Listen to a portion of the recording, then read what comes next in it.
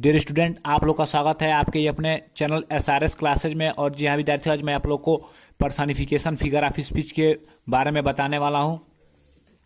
तो चलिए मैं आपको इसका हिंदी अर्थ बता दूं कि जो पर्सनिफिकेशन मीनिंग होता है वो होता है मानवीकरण।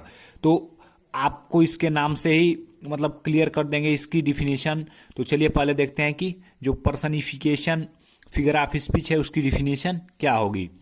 तो in this figure of speech, lifeless objects or ideas are treated as if they were a living person. In this figure of speech, lifeless objects or ideas are treated as if they were a living person. देखिए, इस अलंकार में जो निर्जीव वस्तुएं हैं या विचार हैं तो उनको ऐसे यूज में लाया जाता है जैसे कि वो एक सजीव व्यक्ति हो। जैसे मानवीकरण से ही ये अर्थ क्लियर हो गया था कि जरूर इससे मानव से कोई संबंध है। तो एक बार मैं आप लोग को फिर रिपीट कर दूं कि in this figure of speech, इस अलंकार में लाइफलेस ऑब्जेक्ट्स निर्जीव वस्तुओं अथवा विचारों के ऐसे मतलब व्यवहार किया जाता है जैसे कि वो एक सजीव व्यक्ति हो। जैसे मैं आप लोग को एग्जाम्पल के तौर पे बता दूं, जैसे लव इज ब्लाइंड, मतलब प्यार अंधा होता है। तो देखिए, वो जो प्रेम है वो तो कोई व्यक्ति तो है नहीं और वो अंधा तो होगा नहीं, वो तो एक फीलिंग है। तो इसलिए ये पर्सनिफिकेशन फिगर ऑफ स्पीच है। तो डियर स्टूडेंट, मैंने अभी आप लोग को बताया कि जो लव इज ब्लाइंड है ये एक फीलिंग है, ये कोई इंसान या मतलब व्यक्ति नहीं है, इसलिए ये पर्सनिफिकेशन होगा। और जो नेक्स्ट है एग्जाम्पल वो है एक्सपीरियंस इज बेस्ट टीचर, जो कि अनुभव है वही मतलब अच्छा अध्यापक होता है। तो मैं उसके लिए बता दूं आप लोग को कि जो एक्सपीरियंस है वो कोई व्यक्ति नहीं है, ये भी एक फीलिंग है, मतलब कोई ये सजीव व्यक्ति नहीं है। इसलिए मतलब ये कौन सा फिगर ऑफ स्पीच है, इसलिए ये पर्सनिफिकेशन है, मतलब ये कोई मानव तो है नहीं और ऐसे ट्रीट किया जा रहा है कि ये जैसे ये मनुष्य है, मतलब बेस्ट टीचर, अच्छा अध्यापक कौन होगा, एक मनुष्य ही होगा ना। तो ये मतलब ऐसे ट्रीट किया जा रहा है, तो इसलिए हम इसको पहचान लेंगे कि जो ये फिगर ऑफ स्पीच है ये कौन सा है, पर्सनिफिकेशन है।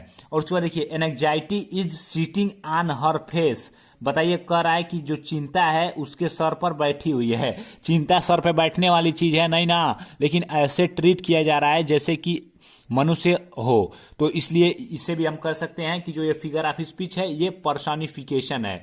अब मैं आप लोग को बता दूं विद्यार्थियों कि आप लोगों ने अभी पढ़ा होगा पर्सनिफिकेशन और एपोस्ट्रॉफी। तो आप लोग के मन में लग रहा होगा कि दोनों के बीच डाउट कि आखिर कौन सा क्या है। तो मैं आप लोग को डाउट को क्लियर करने के लिए मैं आप लोग को बता देता हूं कि जो पर्सनिफिकेशन है और एपोस्ट्रॉफी है उन दोनों में क्या डिफरेंस है। मैं आप लोग को बता दूं फ्रेंड कि जो एपोस्ट्रॉफी तथा जो पर्सनिफिकेशन में डिफरेंस है, तो जो पर्सनिफिकेशन है मानवीकरण, उसमें किसी निर्जीव वस्तु अथवा पदार्थ को सजीव मान लेते हैं, मतलब सजीव व्यक्ति मान लेते हैं या सजीव मान लेते हैं। जैसे पर्सनिफिकेशन मानवीकरण में किसी निर्जीव वस्तु अथवा पदार्थ को मतलब मानवीकरण है तो सजीव व्यक्ति मान लेते हैं। और उसके बाद देखिए, जो एपोस्ट्रॉफी है जिसको संबोधन अलंकार बोलते हैं, उसमें किसी निर्जीव वस्तु अथवा पदार्थ को सजीव तो मानते हैं और सजीव मानने के साथ उसे संबोधित भी करते हैं और उसका और पहचान है तथा संबोधन का चिन्ह भी लगा देते हैं। तो यदि आपको पर्सनिफिकेशन में और उसमें मतलब एपोस्ट्रॉफी में डिफरेंस करने अगर कोई प्रॉब्लम भी आ गई, आपको सेंटेंस नहीं आ रहा है, तो आप संबोधन का चिन्ह इसे मतलब ऐसे लगा होता है, जैसे ओ कैप्टन उसमें लगा है ना, वो कैप्टन के बाद ये संबोधन का चिन्ह। तो उसको पहचानने के लिए आसान तरीका है एपोस्ट्रॉफी का। अगर आपके मान लीजिए एग्जाम में पूछ देता है कि एपोस्ट्रॉफी मतलब कौन सा फिगर ऑफ स्पीच है, तो आपको अगर मतलब एपोस्ट्रॉफी रहेगा तो उसमें जाहिर सी बात है कि ये जो संबोधन का चिन्ह है ये उपस्थित रहेगा।